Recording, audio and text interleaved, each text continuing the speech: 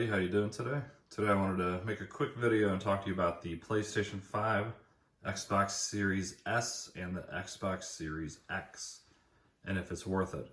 I've had them both since launch, about 2 years, and the question really is do you necessarily really need to upgrade your console, say from a PlayStation 4 or just an Xbox One S? And to be 100% honest with you guys, I really feel like the only key difference is going to be the SSD hard drive. That's what's going to make it boot up much, much quicker. I even did some testing before on some of my previous videos of a couple of games, and the boot time is so much faster. And that's really what you're going to notice. You're going to notice a little bit better picture quality if you have a TV that can do 120 hertz with HDR and all that. So you do have to have a specific TV to utilize that, and most people don't. Like I said, I've been using it almost 2 years, and I've had, of course, the PlayStation 4, the Xbox One S, and to be honest, I really don't see or feel that big of a difference other than how quickly the stuff boots up, and that's because of the SSD. Now, another thing that really matters, especially between Xbox Series X and the Series S. Of course, this one does not have a disk drive. This one does. And to me, that's a big deal. I know a lot of people nowadays just download the games directly onto their system. But the problem for me with that is you can't sell them later. Usually when I beat a game, I just go ahead and sell it and get, 50% of my money back. So that is something you absolutely cannot do with the Series S here. Even though it is only $300 retail, it does have a 512 gigabyte SSD. So really good system, great size hard drive for the price, and that's the only real downfall is you can only download games, so therefore you can't sell your stuff later. So for 300 bucks, awesome deal. This is one I would definitely upgrade to if you don't care about the disc, just because of the price point. You can probably still sell your Xbox One S for about $200 on eBay.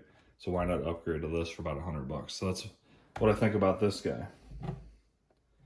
Now on to the Series X at $500. This one has a 1 terabyte SSD and of course the disc drive. So to me, if you can afford the extra 200 bucks and you ever buy disc, this is obviously the way to go. Once again, a lot of the games I play, I'll beat the game within like say 2 weeks after it's launched, and then I could sell it for $40 or $50 depending on the title and how popular the game is.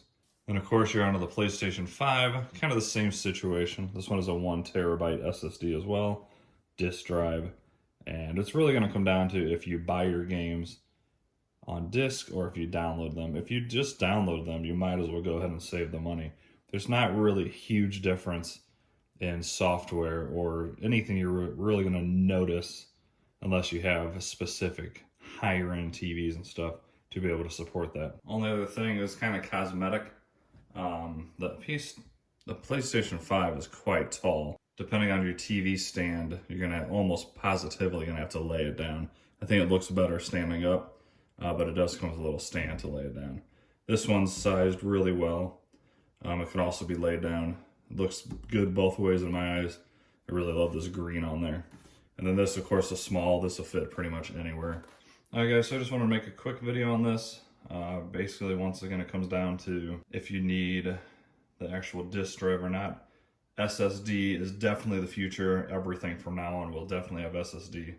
One thing you can do if you don't want to do the whole full upgrade, say your Xbox One S, you could just buy a $50 SSD, pop it in there, and it's going to be almost just as quick as the brand new Xbox. Same with the PlayStation 5. You can buy an SSD for that as well, pop it in, and it's going to be just as quick as these. Let me know in the comments, guys, if you want to see any head-to-head or specific test on these, or testing how long a game takes to load, or anything like that. If you enjoy this video at all, please smash that like button for me, consider subscribing, and you all have a great day. See ya.